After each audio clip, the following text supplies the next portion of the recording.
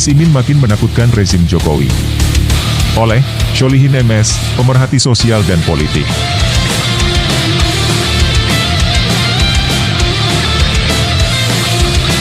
Ketua PBNU Yahya Stakuf tiba-tiba dipanggil Jokowi di istana malam-malam.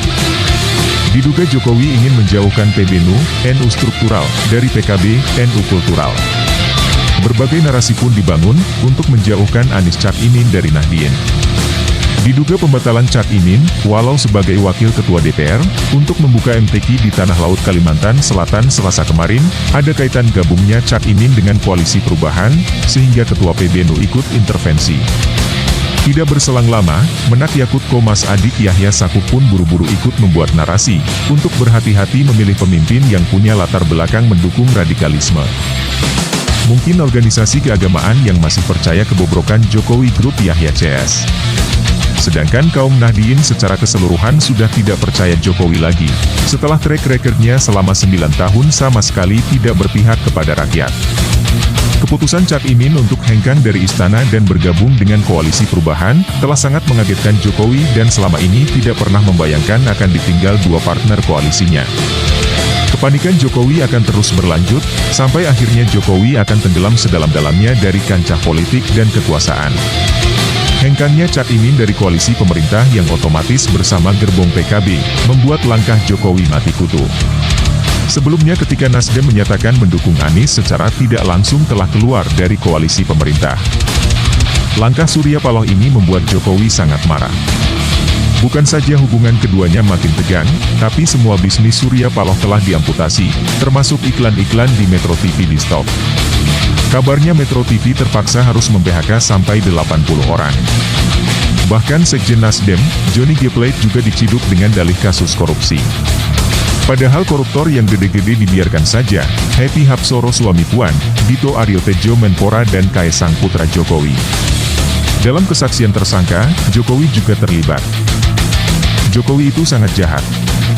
Tampangnya saja yang kelihatan culun dan deso, tapi sesungguhnya dia adalah pembunuh berdarah dingin.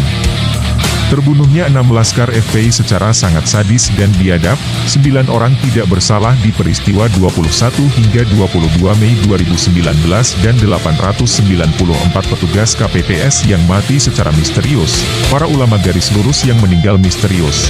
Belum lagi tragedi Kanjuruhan yang menewaskan lebih dari 130 orang, telah memenuhi lembar hitam kekuasaan Jokowi. Tidak heran jika Jokowi siap menghancurkan siapa saja yang berani melawannya. Tapi tidak semua orang bisa dikendalikan, tidak semua orang mau dipaksa berbuat jahat. Surya Paloh walaupun sudah dihajar dan dijatuhkan Jokowi berkali-kali, ternyata bukannya roboh. Tapi malah semakin tegar dan kuat, dan siap untuk menghantam balik Jokowi. Selama ini Jokowi telah melakukan hampir segala cara untuk menjegal Anies, termasuk melemparkan berbagai fitnah melalui pendukung-pendukung bayaran dan dungu. Sayangnya, semakin Anies dijegal dan difitnah, namanya malah makin melambung. Belakangan, hantaman bukan saja datang dari rezim Jokowi, tapi datang dari SBY dan petinggi-petinggi Demokrat. SBY yang baperan dan seperti biasa memposisikan sebagai korban, biar dapat simpati masyarakat, telah menuduh Anies berkhianat. Padahal, jika diikuti alur ceritanya, Demokratlah yang sebenarnya berkhianat dengan meninggalkan Koalisi Perubahan. Sedangkan semua tuduhan Demokrat tentang pengkhianatan Anies tidak terbukti.